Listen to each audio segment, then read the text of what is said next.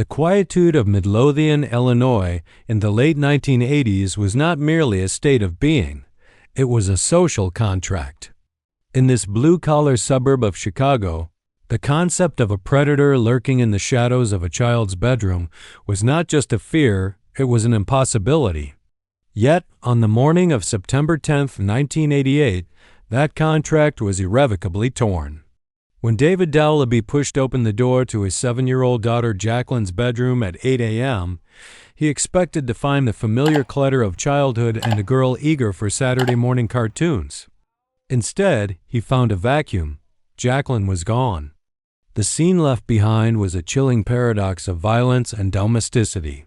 The dresser drawers were pulled open, clothes were ruffled, and an open suitcase sat atop the bed, details that suggested a frantic search or a hurried packing. But it was what remained that felt most ominous. Jacqueline's bed was empty, and her favorite blanket had vanished with her. In the lexicon of true crime, the removal of a comfort object by an abductor often hints at a disturbing intimacy or a twisted desire to soothe the victim during a terrifying transition. As the Midlothian police arrived at the ranch-style house on 148th Street, the focus immediately shifted to the perimeter. Below the kitchen area, a basement window had been shattered. Shards of glass littered the ground, and the screen had been crudely sliced.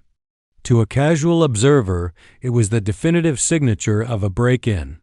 However, for the seasoned investigators, the physics of the crime scene refused to align. A layer of undisturbed, ancient dust sat upon the interior windowsill like a silent witness. If an intruder of adult proportions had squeezed through that narrow aperture, the dust would have been smeared, the surface wiped clean by the friction of cloth and skin. Instead, the gray veil remained pristine. This leads us to the first critical analysis of the staged hypothesis.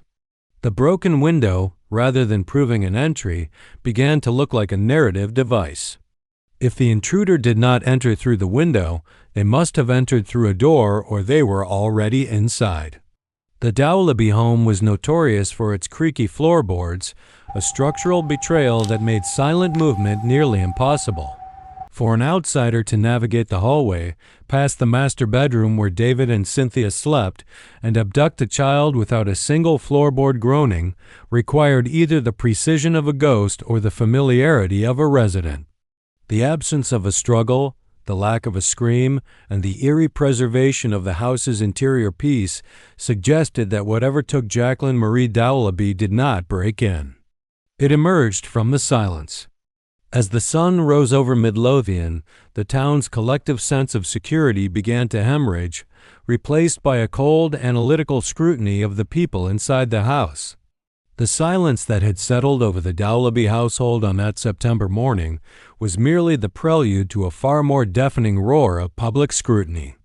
As the sun climbed higher over the manicured lawns of Midlothian, the initial search for a missing child transformed into a meticulous, often intrusive excavation of a family's private life. Investigators, already grappling with the physical impossibility of an intruder squeezing through a dust-caked basement window, began to pivot their gaze.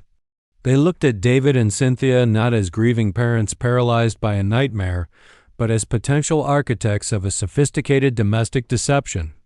The narrative of the stranger in the night was rapidly losing ground to the grim statistical reality that haunts modern criminology. In the vast majority of child disappearances, the threat does not climb through a window. It sits at the dinner table. By the afternoon of September 14, 1988, the mystery took a definitive and devastating turn. Michael Chapman, a local resident passing near the Islander Apartments in Blue Island, was drawn to a thicket of overgrown weeds by a cloying, heavy scent, a biological siren that signaled the end of hope. There, discarded like unwanted refuse near a rusted dumpster, lay the remains of Jacqueline Marie Dowlaby. She was found approximately 6 miles from the bedroom where she had last been seen reading a Sears catalog. The girl was still clad in her purple nightgown, but the innocence of the garment was now a heartbreaking contrast to the state of her body. The autopsy, conducted by the veteran medical examiner Dr. Robert Stein, would formally confirm the cause of death: ligature strangulation. A rope had been wound around her neck and secured with a knot so clinical in its execution that it left a deep, indelible furrow in the soft tissue of her throat. This was not the chaotic work of a panicked amateur. It was a deliberate, cold-blooded act of termination. The discovery of the body shifted the analytical focus from the how of the disappearance to the who of the murder. Inside the Blue Island brush, investigators recovered a critical piece of evidence: a length of rope that shared the same physical properties as a coil found in the Dowlaby family's own garage. In the rigid logic of forensic science, the presence of a murder weapon sourced from the victim's own home is often considered a smoking gun of domestic involvement. It suggests either a lack of premeditation from an outsider or, more damningly, a cold convenience for someone already within the household perimeter. The lead investigators began to ask, why would a sophisticated kidnapper, capable of navigating a creaky house in total silence, rely on finding a weapon at the scene unless they were already intimately familiar with the garage's layout? Yet, as the Midlothian police and the FBI built their case against David and Cynthia, the forensic data began to produce anomalies that the prosecution struggled to reconcile with their inside job theory. During the autopsy, technicians discovered traces of type O blood underneath Jacqueline's fingernails. In the desperate, final moments of a struggle for breath, a victim's nails often act as a biological diary, capturing the skin and blood of their assailant. Jacqueline herself was type O, as was her mother, Cynthia.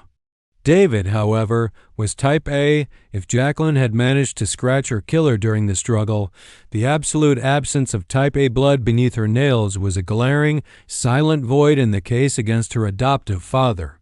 Furthermore, a microscopic examination of the ligature recovered from the neck revealed a single hair belonging to a person of African American descent. In an all-white household located in a predominantly white neighborhood, this fragment of otherness suggested the presence of an outsider, a phantom that the authorities were increasingly unwilling to acknowledge.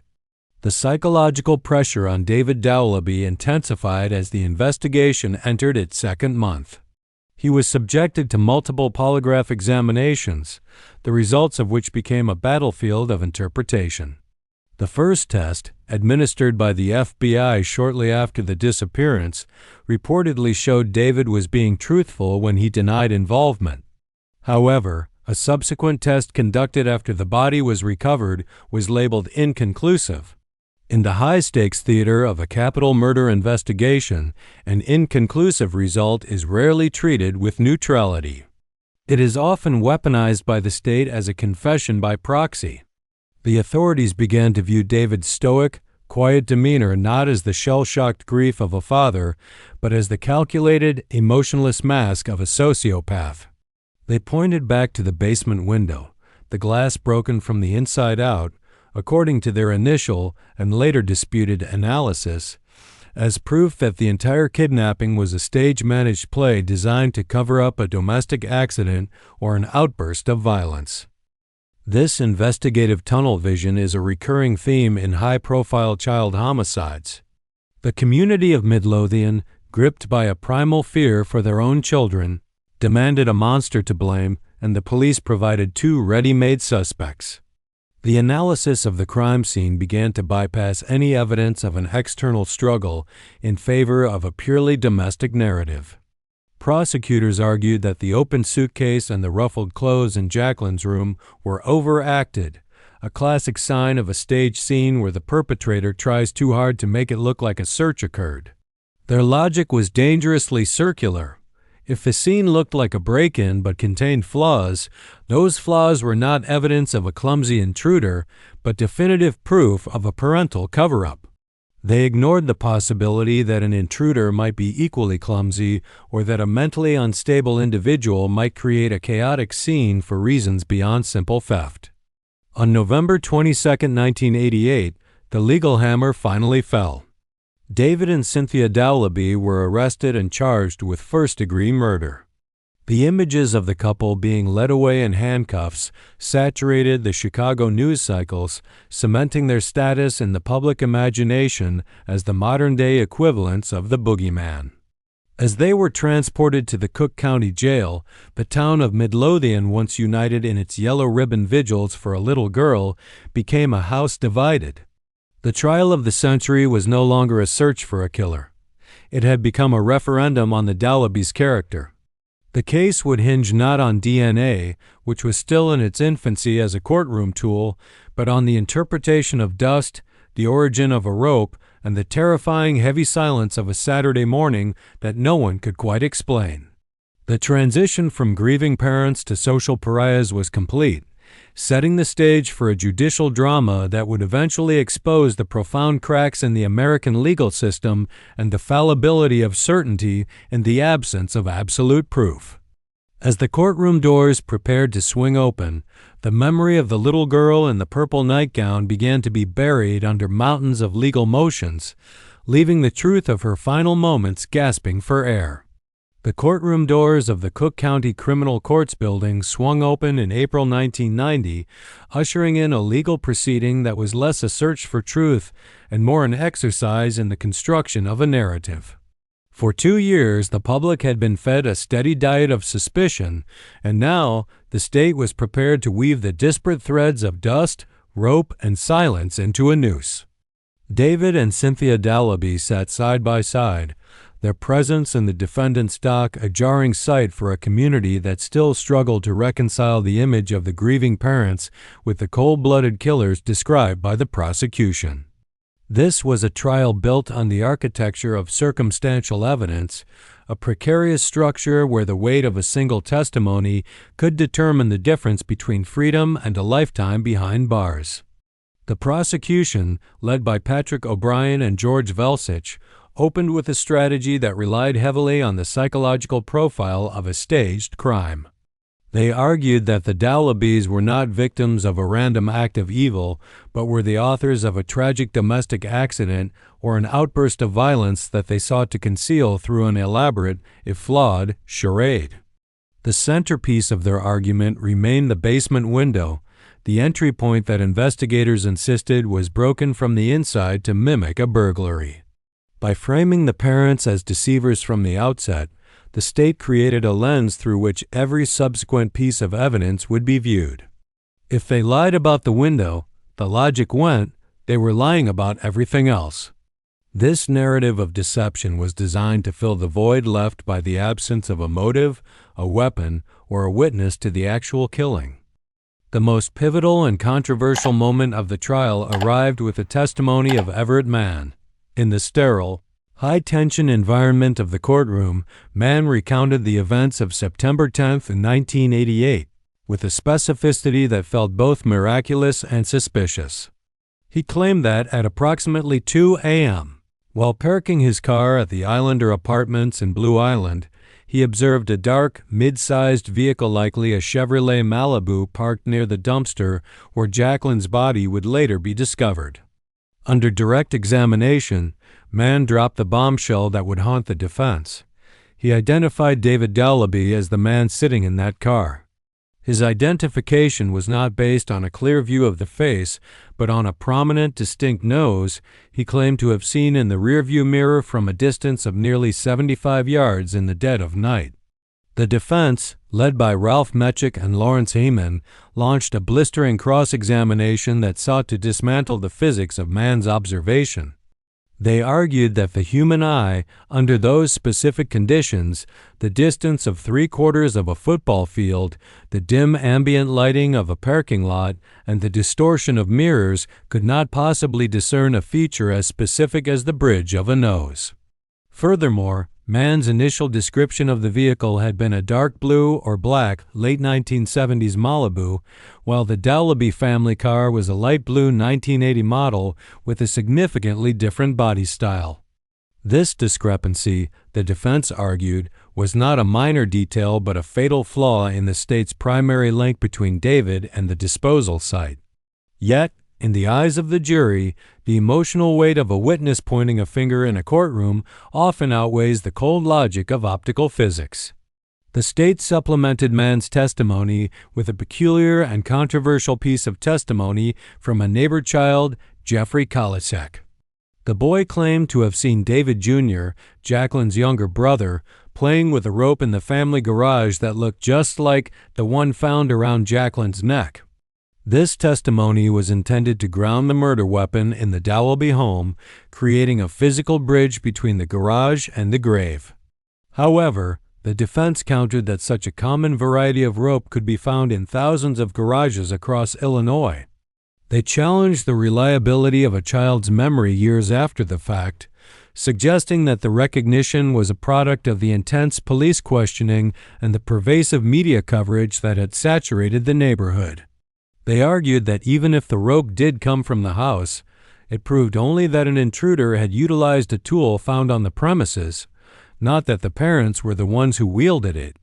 As the trial reached its climax, a stunning legal development occurred that would forever mark the Dowelby case as an anomaly in American jurisprudence. After the prosecution rested its case, Judge Richard E. Neville took the unusual step of intervening before the jury even began its deliberations. In a move that signaled his profound skepticism of the state's evidence, he entered a directed verdict of acquittal for Cynthia Dowelby. He ruled that there was not a scintilla of evidence connecting the mother to the actual murder or the concealment. In an instant, Cynthia was a free woman, her handcuffs removed in open court.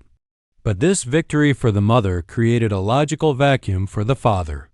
The prosecution had spent 2 years arguing that the couple acted in concert to kill and conceal. Now, David stood alone. The judge allowed the case against David to proceed, a decision that many legal analysts found baffling.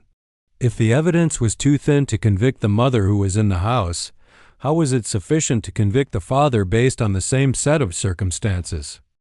The jury, left to deliberate only on David's fate, struggled for 3 agonizing days. The split in the legal treatment of the parents seemed to confuse the laypeople tasked with finding the truth. If Cynthia was innocent, did that make David more likely to be guilty, or was he merely the last remaining target for a community's collective grief? On May 3, 1990, the verdict was read. David Dowelby was found guilty of first-degree murder and concealment of a homicidal death. The courtroom erupted in a mixture of gasps and sobs.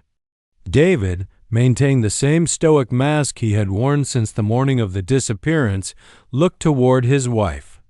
The man who had been accused of being a master of deception now faced 45 years in a state penitentiary. The sentencing phase was a somber coda to a trial that had more questions than answers. Before Judge Neville handed down the 45-year term, David was given the opportunity to speak.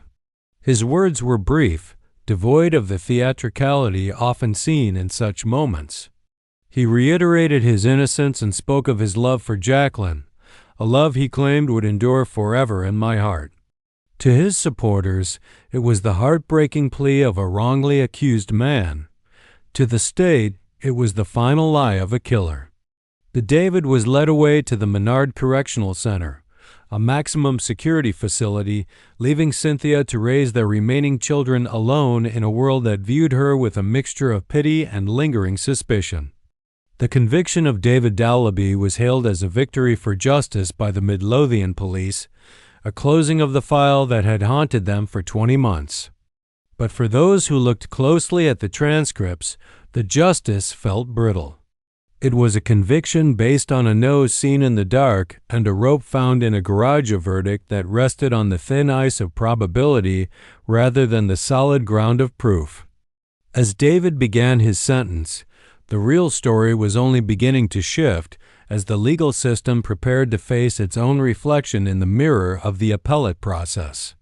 The iron doors of the Menard Correctional Center did not just close on David Dowelby. They slammed shut on a narrative that the state of Illinois had fought desperately to finalize. For the 583 days that followed, David existed in a state of suspended animation, a father mourning a daughter while wearing the uniform of her supposed killer. In the eyes of the law, or at least the 12 jurors in Cook County, the silence of that September night had been interpreted as a confession of domestic violence and cover-up. But as the emotional heat of the 1990 trial began to dissipate, the cold, clinical machinery of the appellate process began its necessary, if slow, excavation of the truth. This was the period where the certainty of the prosecution would be tested against the rigid requirements of the American legal burden, proof beyond a reasonable doubt. The appeal, spearheaded by Ralph Metchick, was not merely a plea for mercy. It was a surgical strike at the very foundation of the state's case. The core of the legal argument rested on a terrifyingly simple premise. The state had convicted David Dowlaby based on the theory of opportunity and the specter of staging, without providing a single physical link between the man and the murder. In the vacuum of direct evidence, the prosecution had used David's presence in the house as a weapon. They had argued that because David and Cynthia were the only adults in the residence, the circle of suspicion could not expand beyond their walls. However, the defense countered that being the only person with the opportunity to commit a crime does not constitute proof that the crime was committed by that person, especially when the opportunity was shared by a spouse whom the judge had already declared legally innocent. In October 1991, the Illinois Appellate Court delivered a ruling that sent shockwaves through the Midlothian Police Department and the Cook County State's Attorney's Office. In a unanimous and scathing 27-page opinion, the three-judge panel did something rarely seen in high-profile homicide cases. They did not just order a new trial. They reversed the conviction entirely. The court's analysis was a masterclass in legal restraint and logic. They looked at the testimony of Everett Mann, who claimed to see David's nose in a dark parking lot from 75 yards away, and dismissed it as legally insufficient. The judges noted that the human eye is subject to the laws of physics and optics, and Mann's identification was so fraught with variables and contradictions that it could not serve as the cornerstone of a murder conviction. The dark blue Malibu that was actually light blue, and the prominent nose seen through a series of mirrors in the dead of night were deemed to be shadows rather than substance. The court then turned its analytical gaze toward the staged basement window. This had been the prosecution's most evocative piece of evidence, the claim that the glass was broken from the inside to create the illusion of an intruder. The appellate judges pointed out a logical fallacy that had been ignored during the trial. Even if one were to accept the premise that the window was staged, the act of staging a crime scene does not, in and of itself, prove the identity of the killer. If the window was broken to cover a crime, who broke it? If Cynthia had been acquitted because there was no evidence she was involved, and the evidence against David was identical in every respect except for the flawed testimony of Everett Mann, then the conviction was a legal impossibility. The court ruled that the state had failed to provide a scintilla of evidence that David was the one who had wielded the ligature or moved the body. The release of David Dowlaby on November 11, 1991, was a moment of profound, quiet complexity. As he stepped out into the crisp autumn air, he was met by a phalanx of cameras and a wife who had spent 2 years fighting for his return. But the freedom granted by the court was a heavy, transparent veil. While the law had cleared his name, the social architecture of Midlothian had already solidified against him. The unsolved status of Jacqueline's murder was reinstated, but for the local authorities, there was no appetite to look elsewhere. To reopen the investigation would be to admit a catastrophic failure of judgment, a waste of millions of taxpayer dollars, and the wrongful imprisonment of a grieving father. The police, in their public statements, remained defiant, clinging to their original theory while the file on Jacqueline Marie Dowlaby began to collect the very dust that had once been used to argue for David's guilt. Analysis of the post-release period reveals a family attempting to reconstruct a life amidst ruins. The Dowlabys were no longer just a family. They were a case study in the fallibility of the justice system. The psychological toll of being accused by one's own community, of having one's grief scrutinized for signs of insincerity, is a trauma that leaves no visible scars but alters the DNA of the soul. David and Cynthia eventually chose the only path left for them: disappearance. They changed their names, moved away from the ranch house on 148th Street, and retreated into a self-imposed exile. They sought a world where they were not the Dowlabys, but simply a couple with children, trying to outrun the ghost of a Saturday morning in 1988. Yet, as the family sought anonymity, the legal community began to use the Dowlaby case as a cautionary tale. It highlighted the dangers of tunnel vision in police work, a phenomenon where investigators lock onto a suspect early and then subconsciously filter out any evidence that contradicts their theory. The type O blood under Jacqueline's nails, the African American hair on the ligature, and the reports of strange men in the neighborhood were all discarded because they did not fit the domestic accident narrative. The appellate court's reversal was a vital check on this power, a reminder that the state's desire for closure can never supersede the requirement for truth. This period also marked the beginning of a long, cold silence. With David free and the police unwilling to pursue new leads, the investigation into who actually took Jacqueline from her bed entered a deep freeze.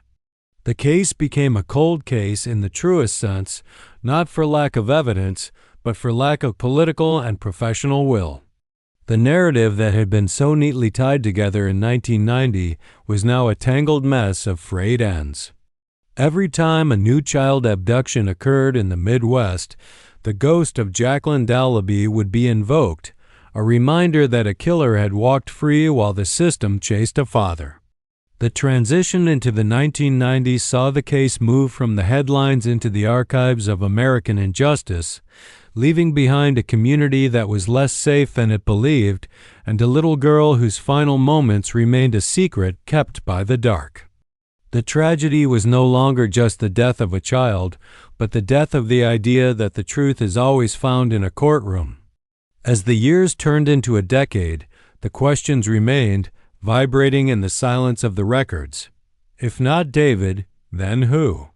And if the killer was still out there, were they watching as the man they framed walked back into the light?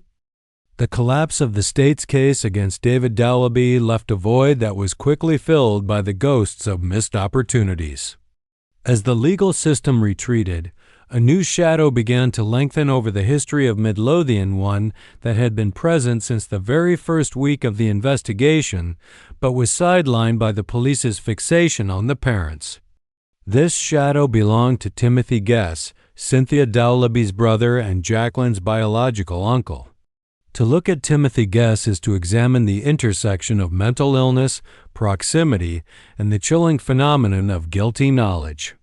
Timothy was a man diagnosed with paranoid schizophrenia, a condition that often creates a fractured reality, but in the context of the Dowlaby murder, his reality contained details that were far too sharp to be products of a broken mind. The analysis of Timothy Guess as a suspect begins not with physical evidence, but with his own words. Following the broadcast of the Unsolved Mysteries episode detailing Jacqueline's disappearance, Timothy began to provide statements to investigators and journalists that defied logic. He claimed to have been visited by spirits or to have had visions that granted him a supernatural window into the night of September 10, 1988. In these accounts, Timothy described the interior of the Dowlaby home with an accuracy that was nearly impossible for someone who had not been a frequent guest. Most damningly, he spoke of the open suitcase on Jacqueline's bed and the specific disarray of her dresser drawers details that the Midlothian police had kept strictly confidential to vet potential confessions. How does a man, who by his own admission was not in the house that night, describe the exact configuration of a staged crime scene? In the logic of true crime documentary analysis, this is known as leakage. Timothy's claims of spiritual visions were often viewed by skeptics as a psychological defense mechanism, a way for a fractured ego to process a crime it had committed by externalizing the memory as a vision from an outside source. When investigators finally sat across from him, Timothy's demeanor was a disturbing mixture of grandiosity and evasion. He provided an alibi that was as brittle as the basement window glass. He claimed to have spent the early morning hours of September 10th at a 24-hour restaurant called the Village Inn, sitting alone for hours. Initially, a waitress supported this claim, but upon further, more rigorous questioning, her certainty crumbled. She admitted that she could not be sure of the date or the time, leaving a critical 4-hour window where Timothy's whereabouts were completely unaccounted for. Furthermore, the geographical profile of Timothy's life at the time placed him in startling proximity to both the abduction site and the disposal site. He moved through the periphery of Midlothian and Blue Island with the ease of a local, a man who knew which streets were dark and which backlots were ignored by the police. When we analyze the physical requirements of the crime, the silent navigation of a creaky house, the knowledge of the garage where the rope was kept, and the ability to disappear into the night, Timothy Guess fits the profile of a familiar intruder. Unlike a complete stranger, an uncle would not be viewed as a threat by a 7-year-old girl if she woke up and saw him in her room. This trust factor explains the lack of a struggle or a scream. If Jacqueline saw Uncle Tim, she might have followed him quietly, believing it was a game or a late-night errand, only for the situation to turn lethal once they were clear of the house. The failure of the authorities to aggressively pursue Timothy Guess is one of the most significant analytical blind spots in the history of Illinois law enforcement. At the time, the Midlothian police were heavily invested in the domestic accident theory involving David and Cynthia. To pivot toward Timothy would have required admitting that the evidence of the staged window was not proof of parental guilt, but perhaps the work of a mentally unstable individual mimicking what he thought a break-in should look like. Timothy's history of bizarre behavior and his fixation on the case should have made him the primary focus, yet he was treated more as a colorful witness than a cold-blooded killer. Even after the appellate court freed David, the political will to start from scratch and build a case against a schizophrenic man was non-existent. The type O blood found under Jacqueline's nails, which matched Timothy's blood type as well as Cynthia's, was never used to tie him to the scene in a meaningful way. As the years progressed, Timothy's mental state continued to deteriorate, further complicating any potential for a late-stage interrogation. He remained a man haunted by his own visions, a figure who hovered on the edges of the tragedy until his death from bladder cancer in 2002. With his passing, any hope of a deathbed confession or a breakthrough in psychological profiling vanished.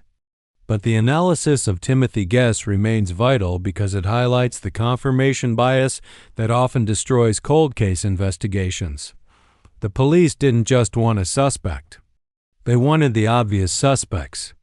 By ignoring the man who knew too much, they allowed the truth to be buried alongside him. The transition from the late 90s into the new millennium saw the Dowlaby case enter a state of permanent stasis. The forensic evidence, the rope, the nightgown, the hair remained in evidence lockers, but the voices of those who could speak for Jacqueline were growing quiet.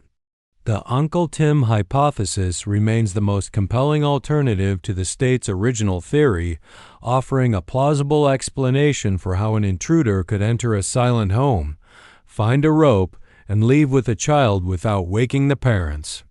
It suggests a crime born not of a planned abduction, but of a chaotic, delusional impulse. As we move into the final chapter of this narrative, we must confront the reality that justice is often a casualty of its own certainty. The case of Jacqueline Marie Dowlaby is not just a story of a murder. It is a story of how a system's refusal to look at a second shadow left a family in ruins and a killer in the light.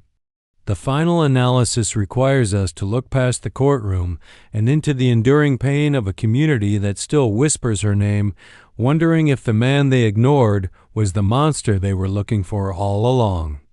The silence of Midlothian remains, but it is now a silence heavy with the weight of what if. The passage of time in an unsolved murder does not heal. It merely erodes the sharp edges of the tragedy until all that remains is a smooth, impenetrable stone of silence. As the investigation into the death of Jacqueline Marie Dowlaby drifted into the 21st century, it transitioned from a local scandal into a piece of American folklore, a cautionary tale about the fallibility of justice and the enduring nature of grief. The ranch-style house on 148th Street in Midlothian, once the epicenter of a national media storm, eventually passed into the hands of new owners, its walls repainted and its creaky floorboards perhaps silenced by thick carpeting. But for those who remember the autumn of 1988, the house remains a monument to a mystery that has never truly breathed its last. In the final analysis of the Dowlaby case, we must confront the sociological and psychological aftermath of a wrongful conviction that left no room for a rightful one. David and Cynthia Dowlaby, having successfully navigated the appellate courts to regain their freedom, found that the court of public opinion was far less forgiving. In the eyes of many, their acquittal was a legal technicality rather than a declaration of innocence, a perception fueled by the Midlothian police's refusal to publicly pursue any other viable suspects after 1991. This lingering suspicion forced the family into a life of permanent concealment. By changing their names and retreating from the public eye, they performed a second disappearance, one designed to protect their surviving children from the toxic legacy of the first. This self-imposed exile is a poignant commentary on the cost of justice in the media age. Even when the law sets you free, the narrative keeps you imprisoned. Forensically, the case remains a frustrating mosaic of biological whispers. We are left to wonder why, in an era where genetic genealogy has solved unsolvable cold cases like the Golden State Killer, the evidence in the Dowlaby file remains dormant. The African-American hair found on the ligature and the type O blood under Jacqueline's fingernails represent a genetic roadmap that has never been fully followed to its conclusion. Does the hair belong to a neighbor, a transient, or perhaps an associate of Timothy Guess? Does the blood beneath her nails belong to Jacqueline herself in a final, futile struggle for breath, or is it the biological signature of the man who took her? The technology exists today to answer these questions with nearly 100% certainty, yet the political will to reopen the wounds of Midlothian seems to be lacking. To re-examine the DNA is to risk uncovering a truth that might further embarrass the institutions that spent years trying to convict the wrong man. The human cost of this institutional inertia is most visible in the fractured family tree of the Dowlabys and the Guesses. Jimmy Guess, Jacqueline's biological father, spent his life behind bars in Florida, a man whose only connection to his daughter was a series of legal disputes and a shared tragedy. His interviews reveal a man haunted not just by her death, but by the fact that he was powerless to protect her from his own family's orbit. Meanwhile, the community of Midlothian itself underwent a profound transformation. The yellow ribbon era ended, replaced by a hardened vigilance. The case taught a generation of parents that the monster doesn't always have to break in. Sometimes, the system itself can become a monster, devouring lives in its rush to provide a closure that it hasn't earned. When we look back at the documentary trail from the television movies to the Unsolved Mysteries segments, we see a shift in the way society consumes true crime. The Dowlaby case was one of the first to be crowdsourced by the public, with tips pouring in from across the country after every broadcast. It highlighted the power of the media to both help and hinder an investigation. While the publicity brought Timothy Guess's guilty knowledge to light, It also created a climate of hysteria that pressured the police into making an arrest before they had a solid foundation.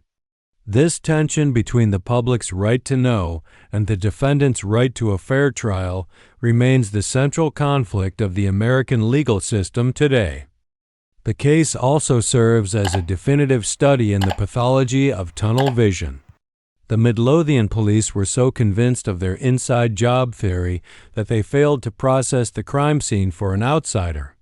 They ignored the reports of a strange man seen in the neighborhood that morning.